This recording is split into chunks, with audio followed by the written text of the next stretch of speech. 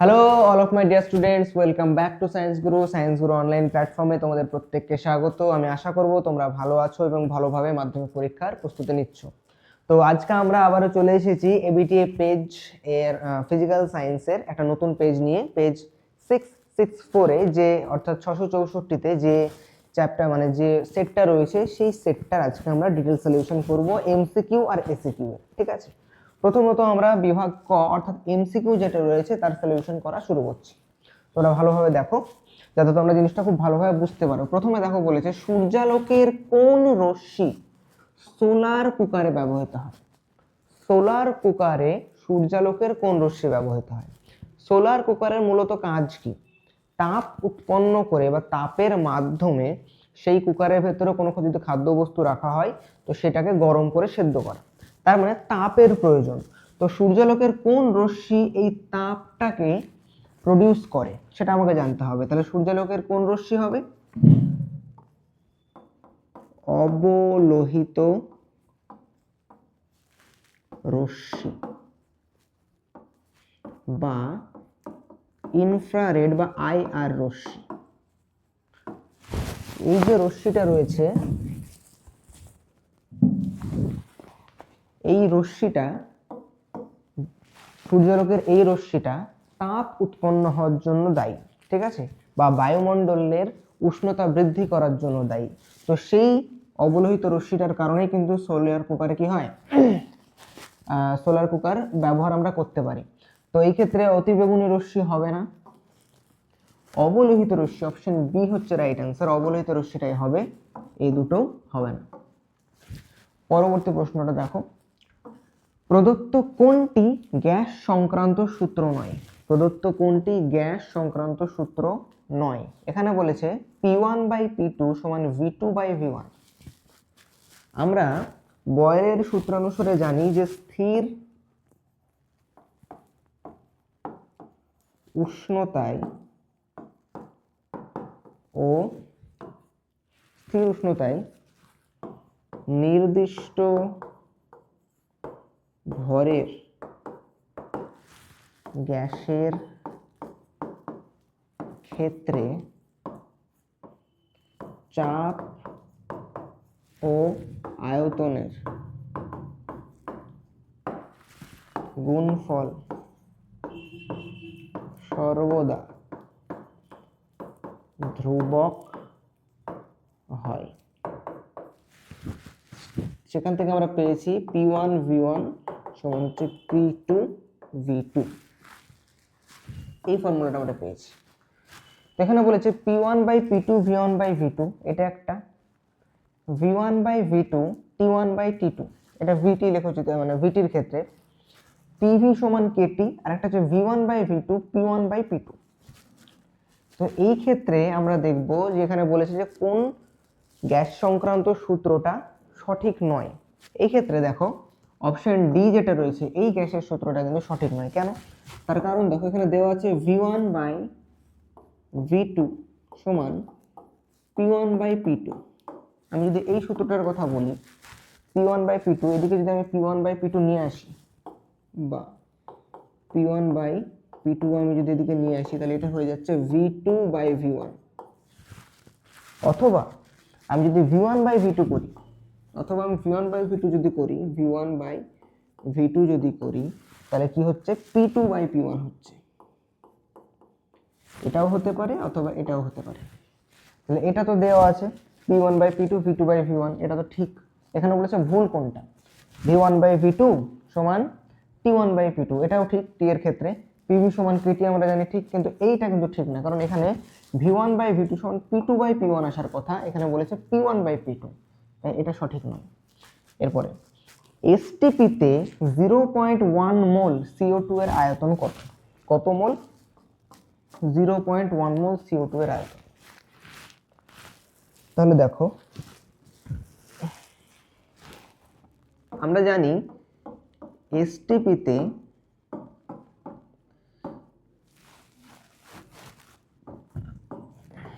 যে কোনো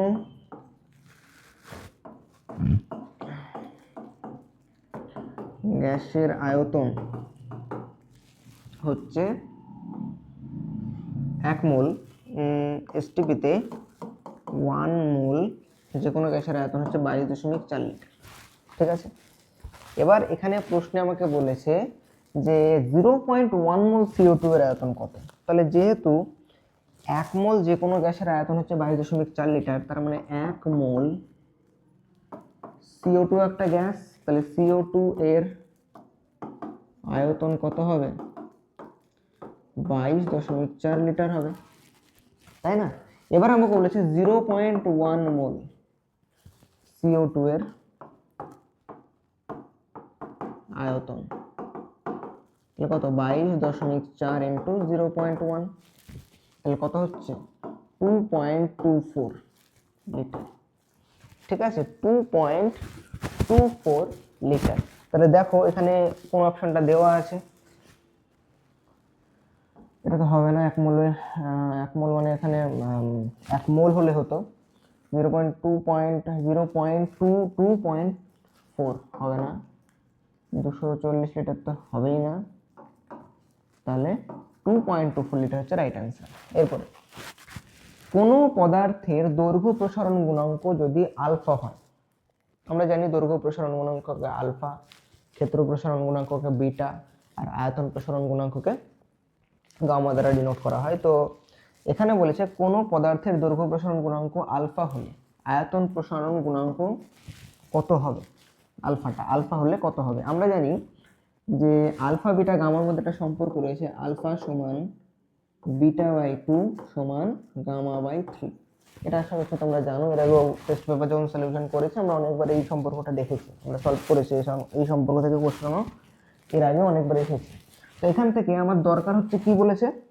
আয়তন প্রসারণ গুণাঙ্ক আর দৈর্ঘ্য প্রসারণ গুণাঙ্ক। তাহলে ক্ষেত্র কে নিয়ে আমার কাজ নেই, তার মানে এখানে পেলাম আলফা সমান তার মানে কি গামা বাই 3, বা গামা সমান কি 3 আলফা। তাহলে এখানে বলেছে আয়তন প্রসারণ গুণাঙ্ক কত হবে যদি আলফা এত হয়, তো তাহলে আয়তন প্রসারণ গুণাঙ্ক যদি আলফা হয় তাহলে গামা হবে কত? 3 আলফা। অপশন সি হচ্ছে রাইট অ্যান্সার। ঠিক আছে, এরপর আলোর বর্ণ কোন ভৌত রাশির উপর নির্ভর করে? আলোর যে বর্ণ, সে বর্ণ কোন ভৌত রাশির উপর নির্ভর করে? অপশন এ কম্পাঙ্ক, 2 তরঙ্গ দৈর্ঘ্য, বিস্তার এবং আলোর বেগ। এই যে 4টা অপশন দেওয়া আছে, এখানে আমাকে বলেছে যে আলোর বর্ণ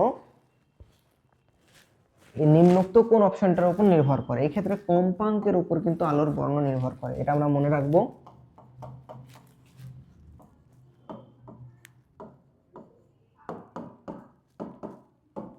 আলোর বর্ণ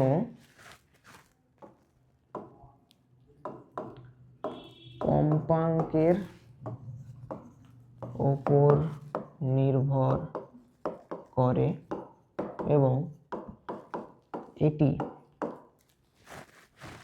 মাধ্যম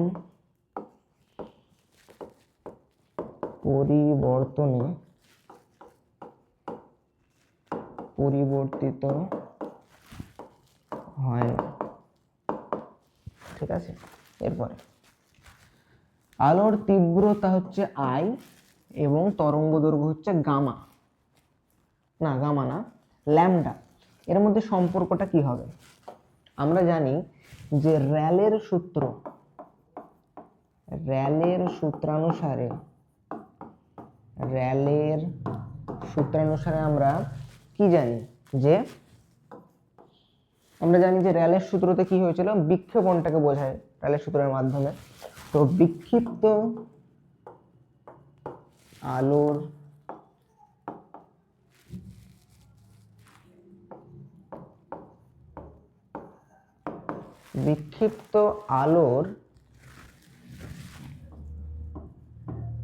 তীব্রতা তার তরঙ্গ দৈর্ঘ্যের বিক্ষিপ্ত আলোর তীব্রতা তরঙ্গ দৈর্ঘ্যের চতুর্থ ঘাতের ব্যস্তানুপাতিক ব্যস্তানুপাতিক। তাহলে আলোর তীব্রতার কথা আমি যদি বলি, এই ক্ষেত্রে আলোর তীব্রতা হচ্ছে আই, এই কার সাথে ব্যস্তানুপাতিক?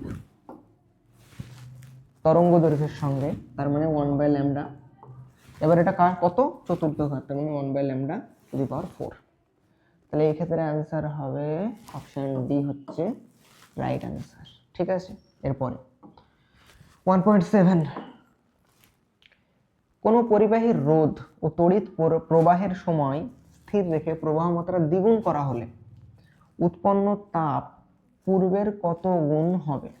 কোনো পরিবাহীর রোধ ও তড়িৎ প্রবাহের সময়কে স্থির রাখা হয়েছে, দিয়ে প্রবাহ মাত্রা দ্বিগুণ করা হয়েছে, তাহলে উৎপন্ন তাপ কত হবে? আমরা জুলের সূত্র থেকে জানি যে এইচ ভ্যারিজ অ্যাজ, এখানে কি বলেছে? প্রবাহ মাত্রা, স্থির রেখে প্রবাহ মাত্রা যদি দ্বিগুণ করা হয়, এইচ ভ্যারিজ হচ্ছে আই স্কোয়ার। যখন কি কি স্থির থাকে? আর ও টি স্থির। ঠিক আছে, তাহলে এইচ ভ্যারিয়েন্স যদি আই হয়, তার মানে কি এইচ এর মান যা হবে আই এর মান তার ডাবল হবে। তাহলে এবার বলেছে যে তড়িৎ প্রবাহের সময় স্থির প্রবাহ মাত্রাকে কি করা হলো? দ্বিগুণ করা হলো। তাহলে উৎপন্ন তাপ কত গুণ হবে? দ্বিগুণ হবে না অর্ধেক হবে না কত হবে? যেহেতু এইচ ভ্যারিয়েন্স আই, তাহলে প্রবাহ মাত্রা যদি দ্বিগুণ করা হয়, তার মানে যে তাপটা আমি পাবো নর্মালি আই স্কোয়ার দ্বিগুণ হিসেবেই আছে। এবার এটা ডবল করা মানে আই এর মান কত আসবে? I⁴ 2 দুগুণে 4 আসবে। তাহলে এইচ এর মান কত আসবে? 4 গুণ হবে, যদি এটা ডবল করা হয়। তো আশা করছি বুঝতে পারলে। এবার এটাকে যদি ডবল না করে ট্রিপল করা হতো, তাহলে কত হতো? I⁻, মানে আই স্কোয়ার যেহেতু, তাহলে 3 দুগুণে 6 হতো, 6 গুণ হতো। ঠিক আছে, তাহলে এখানে 4 গুণ হবে। 4 গুণ এখানে আছে, হ্যাঁ, অপশন সি হচ্ছে রাইট অ্যান্সার, 4 গুণ। এরপর ভিআই লেখচিত্রের নতি নির্দেশ করে কোনটাকে? আমরা একটা ফর্মুলা জানি, দেখো চলতরিতে আমরা এটা পড়েছি যে ভি সমান সমান হচ্ছে আই আর, তাই না? তার মানে ভি বাই আই সমান হচ্ছে আর। তো এক্ষেত্রে নতির কথা আমি যদি বলি, তার মানে একটা হচ্ছে ভি যদি হয়, একটা যদি আই হয়, তাহলে সেটা কি নির্দেশ করছে? রোধকে নির্দেশ করছে। তাহলে রোধকে যদি নির্দেশ করে, তাহলে সেক্ষেত্রে কি হবে? এই ক্ষেত্রে অপশন এ হচ্ছে রাইট অ্যান্সার, আমরা এখান থেকে দেখতে পাচ্ছি সেটা। ঠিক আছে, এরপর একটা ইলেকট্রন কণার ভর যদি এম হয়, বিটা কণার ভর কত হবে? একটা ইলেকট্রন কণার ভর হচ্ছে এম, তাহলে বিটা কণার ভর কত? একটা ইলেকট্রন কণার ভর যদি এম হয়, তাহলে বিটা কণার ভর কত?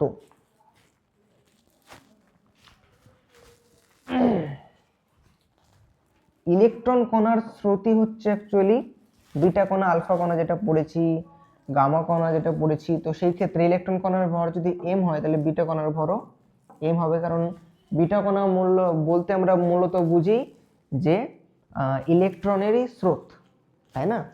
তাহলে সেক্ষেত্রে এমই হবে। এরপরে 1-10, দুটি দ্বিবন্ধন দ্বারা গঠিত যৌগ, দুইটি দ্বিবন্ধন দ্বারা গঠিত যৌগ হচ্ছে CO2। কেন? কারণ আমরা যদি দেখি CO2 এটা কিভাবে তৈরি হয়। কার্বনের ক্ষেত্রে দেখো, কার্বনের সব থেকে বাইরের কক্ষপথে 4টি ইলেকট্রন থাকে, 1 2 3 4। ঠিক আছে, আর অক্সিজেনের সব থেকে বাইরের কক্ষপথে কটা ইলেকট্রন থাকে? 1 2 3 4 5 6টা।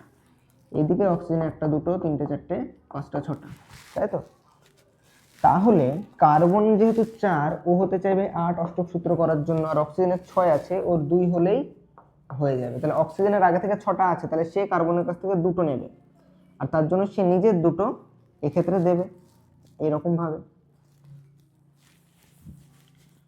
কার্বন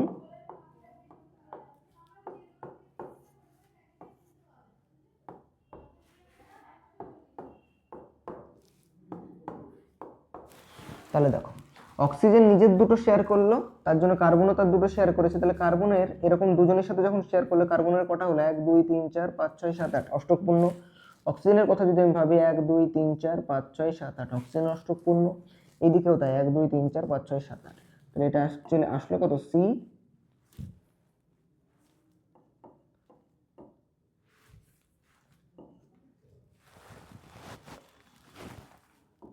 এই যে দুটো বন্ড ও এদিকেও দুটো বন্ড, দুটো দ্বিবন্ধন আছে, তাহলে CO2 হবে এই ক্ষেত্রে। এরপরে বলেছে এক্স ও ওয়াই মৌলের পরমাণু ক্রমাঙ্ক যদি 15 হয়, এই যে এটা হয়ে গেল আমাদের CO2 হবে।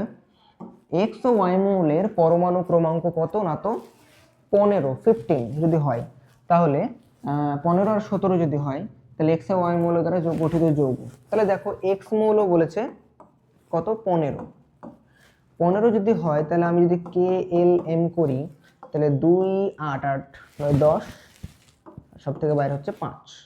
তাহলে এই যৌগটার যোজ্যতা কত, এই যৌগটার যোজ্যতা হচ্ছে 8 - 5 সমান হচ্ছে 3। তাহলে এক্স এর যোজ্যতা 3, ঠিক আছে। আর ওয়াই এর ক্ষেত্রে হচ্ছে বলেছে 17। যদি 17 হয় তাহলে KLM করি, যদি 17 হয় তাহলে 2 8 7 হচ্ছে, তাই না? আর 2 8 9 10 আর 17, তাহলে এর হচ্ছে যোজ্যতা কত, 8 - 7 সমান হচ্ছে 1। সেক্ষেত্রে আমরা ক্লাস 7-এ শিখেছিলাম কিভাবে সংকেত তৈরি হয়। এক্স এর হচ্ছে এক্ষেত্রে 3 আর ওয়াই এর হচ্ছে এক্ষেত্রে 1, তাহলে ক্রস হবে উপর থেকে নিচে, নিচ থেকে উপরে, তাহলে এক্স ওয়াই কিউব বা এক্স ওয়াই 3। এখানে এক্স 15 বলেছে, তাই না? এক্স যদি 15 হয়, তাহলে সেক্ষেত্রে তুমি আমাকে বলো যে এক্স 15 মানে কার? এক্স হচ্ছে 15 মানে হচ্ছে পি এর, ফসফরাসের হচ্ছে 15, আর হচ্ছে ওয়াই যেটা সেটা ক্লোরিন 17। তাহলে এটা কি আসলে, x Y T actually PCl5। এবার দেখো যোজ্যতাটা কিভাবে বের করে, আমি আশা করছি তোমরা জানো, তবু আমি একবার বলে দিই। যখন আমি কোন একটা পরমাণুর ইলেকট্রন বিন্যাস করব, সেই ইলেকট্রন বিন্যাসে যদি সব থেকে বাইরের কক্ষপথে যে সংখ্যাটা রয়েছে সেটা যদি 4 অবধি থাকে, মানে 1 2 3 4 এর মধ্যে যদি থাকে, তাহলে সব থেকে বাইরে যে সংখ্যাটা সেটাই হচ্ছে তার যোজ্যতা, ঠিক আছে।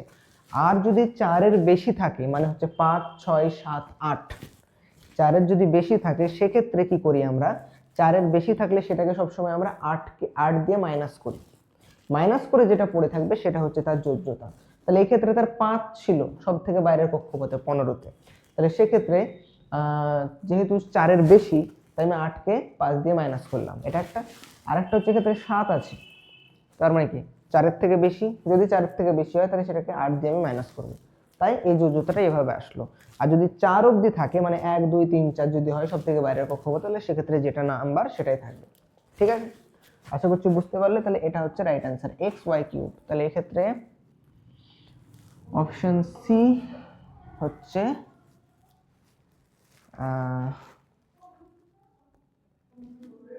রাইট অ্যান্সার, ঠিক আছে। এরপরে জলের তড়িৎ বিশ্লেষণে উৎপন্ন হাইড্রোজেন এবং অক্সিজেন গ্যাসের ভরের অনুপাত, আমরা জানি যে হাইড্রোজেন অক্সিজেন গ্যাসের যে অনুপাত সেটা 2:1। এবার এটা যখন হয় তখন কি হয়, অ্যাকচুয়ালি 2H2O, আমি যদি সমীকরণটা দেখি সেখান থেকে 2H2 প্লাস O2 হয়। তাহলে এর আমি যদি আণবিক ভর বের করি, 2 × 2 মানে হচ্ছে 4, আর অক্সিজেনের হচ্ছে 16 দুগুণে 32 মানে হচ্ছে 32।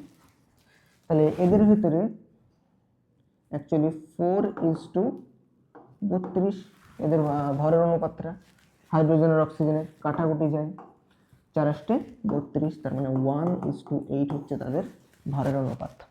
তাহলে সেক্ষেত্রে অপশন এ হচ্ছে রাইট অ্যান্সার। এরপরে অম্লধর্মী বিজারক গ্যাস হলো কি? Nitrogen, ammonia, H2S, hydrogen sulphide, না হচ্ছে অক্সিজেন। অপশন সি হচ্ছে রাইট অ্যান্সার, হাইড্রোজেন সালফাইড। তারপরে তীব্র ইলেকট্রোপজিটিভ ধাতু নিষ্কাশনে ব্যবহৃত হয় কোনটা? কার্বন বিজারণ বিদ্যুৎ পদ্ধতি, তড়িৎ বিজারণ পদ্ধতি, থার্মিট, স্বতঃস্ফূর্ত বিজারণ। তড়িৎ বিজারণ পদ্ধতি।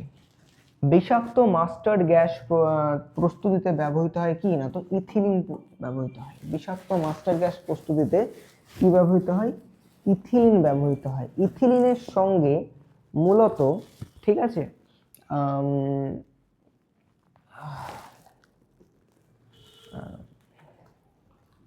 ইথিলিন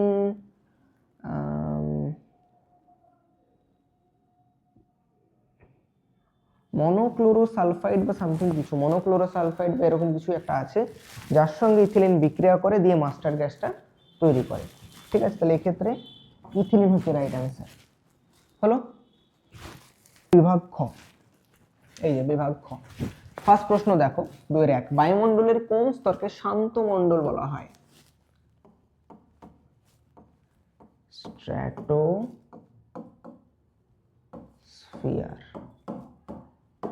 এটাকে আমরা শান্ত মণ্ডল বলি। ইউভি রশ্মির প্রভাবে সিএফসি থেকে নির্গত কোন পরমাণু ওজোন গ্যাসকে ধ্বংস করে? সেটা হচ্ছে কি?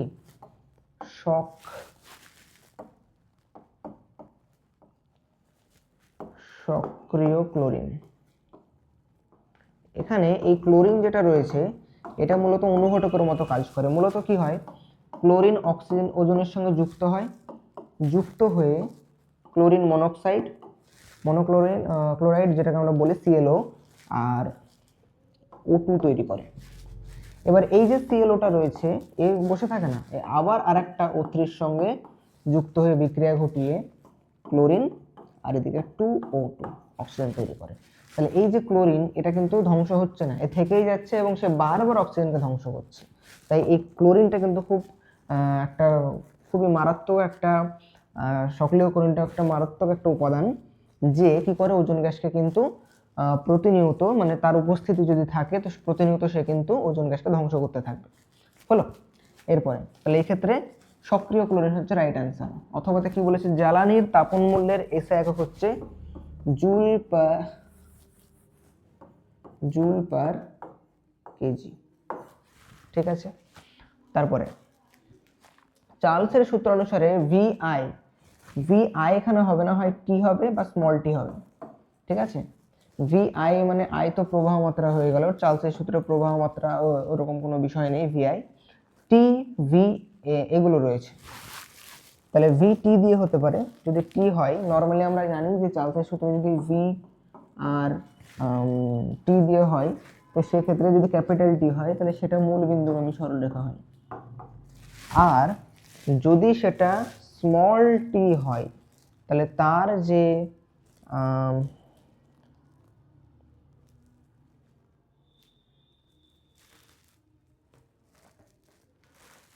এটা রয়েছে এখানে, যাই হোক, তার ক্ষেত্রে কি হয়, এখানে স্মল টির ক্ষেত্রে এইদিকে -273 অবধি কিন্তু এটা বর্ধিত হয় এবং এখান থেকে এটা ওঠে। তোমরা বইটা খুব ভালো করে দেখে নেবে।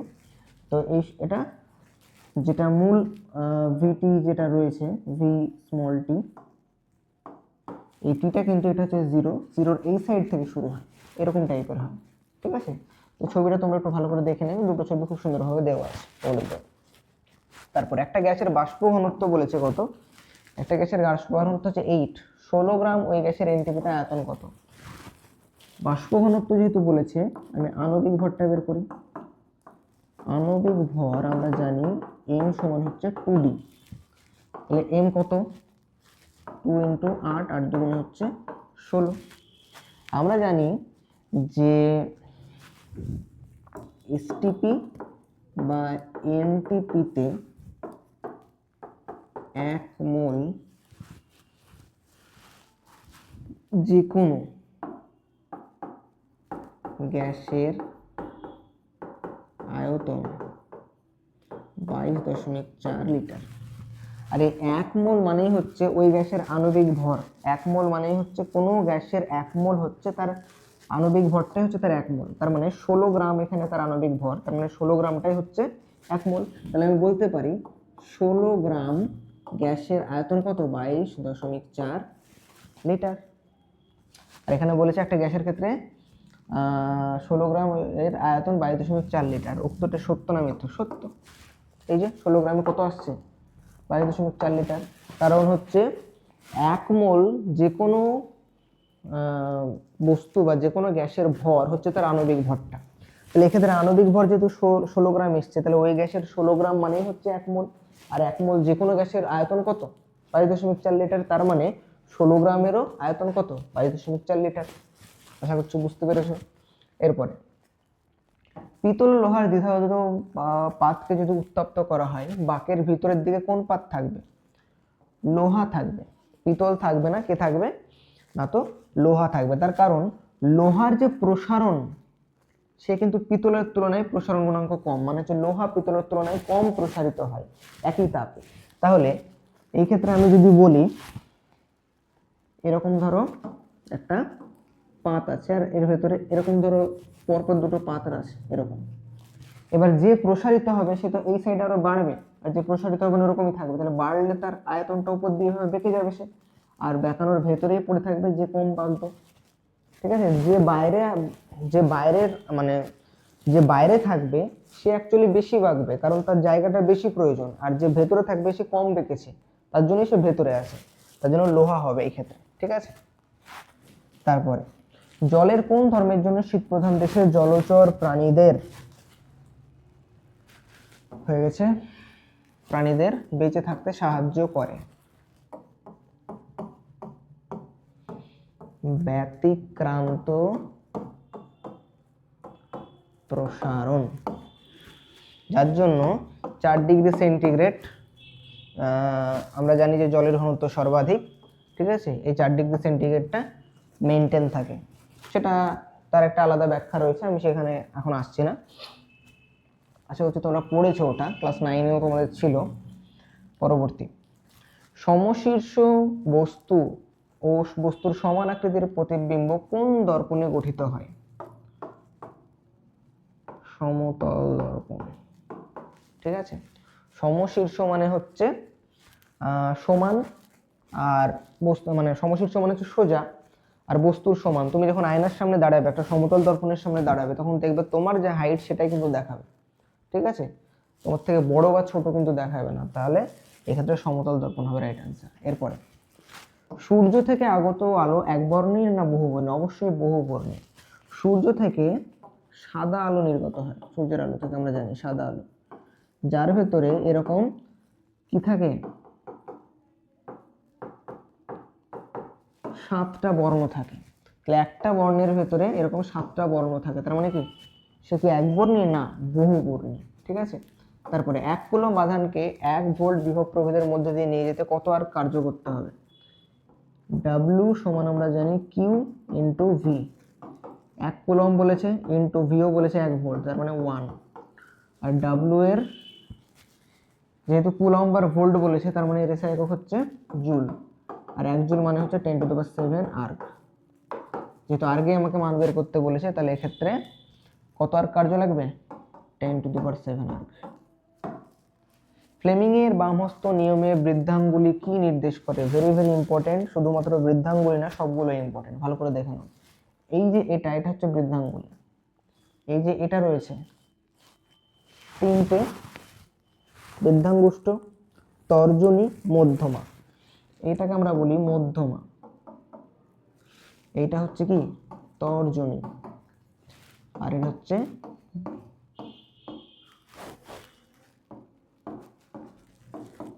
বৃদ্ধাঙ্গুষ্ঠ।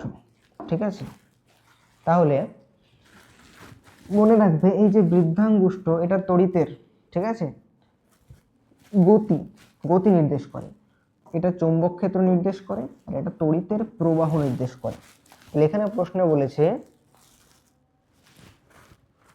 যে বৃদ্ধাঙ্গুলি কি নির্দেশ করে, তাহলে আমরা কি বলবো? তড়িৎ প্রবাহের যে গতি। ঠিক আছে? মানে তড়িতের যে গতি, সেই পরিবাহের যে গতি, সেই গতিটাকে নির্দেশ করে। এরপরে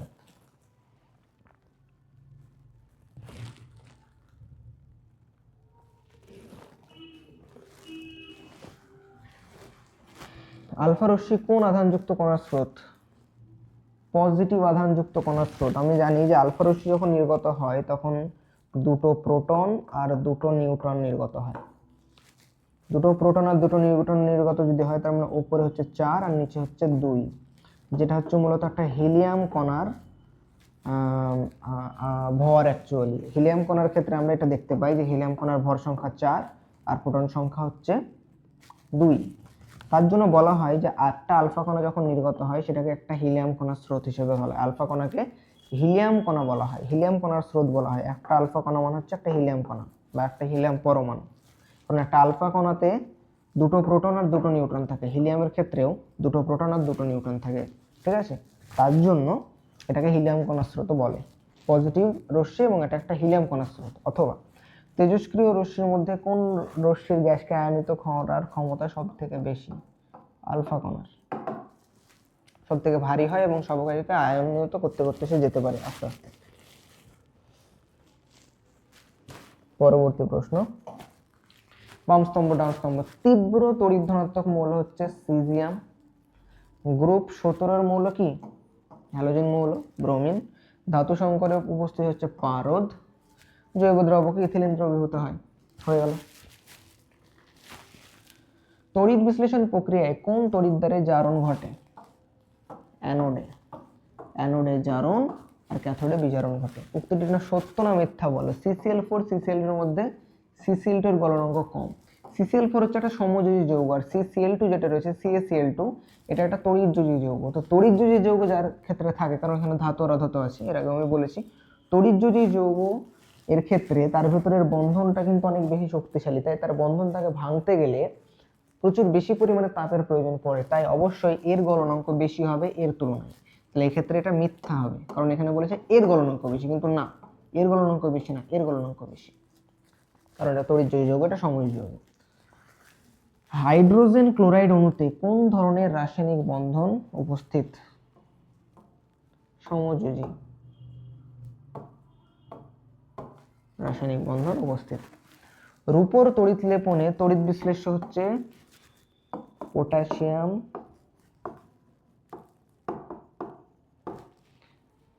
আর্জেন্টো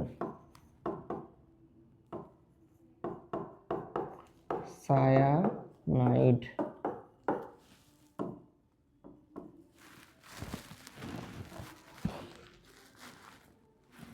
পটাশিয়াম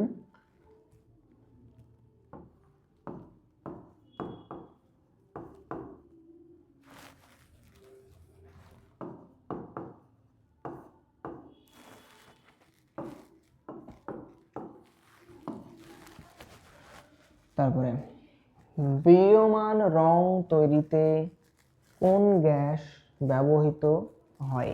বিলীয়মান রং, অ্যামোনিয়া।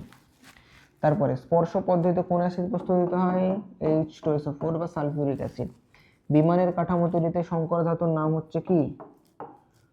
ডুরালুমিন। এই ডুরালুমিনটা শক্ত এবং হালকা হয়, এই কারণে এটা বিমানের কাঠামো তৈরিতে ব্যবহার করা হয়। ইথিলিনে লাল বর্ণের ব্রোমিন জলকে বর্ণহীন করে।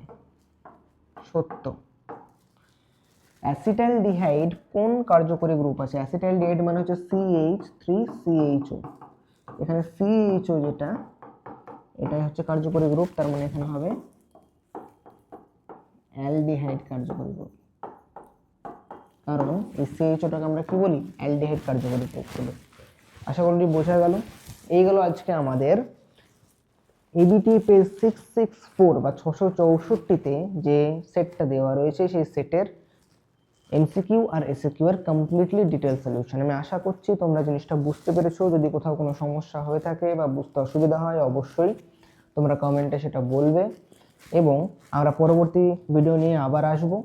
তো যতদূর আমরা এখানে দিয়েছি অন্যান্য যে সাবজেক্টেরও যেগুলো দেওয়া রয়েছে সেগুলো তোমরা ভালো করে প্র্যাকটিস করো, আর বাড়িতেও সেলফ স্টাডি ভালো করে করো যাতে পরীক্ষাটা খুব ভালো হয়। এবং অবশ্যই পরবর্তী ভিডিওগুলো পাওয়ার জন্য চ্যানেলকে সাবস্ক্রাইব করবে। দেখা হচ্ছে পরবর্তী ভিডিওতে। Thank you.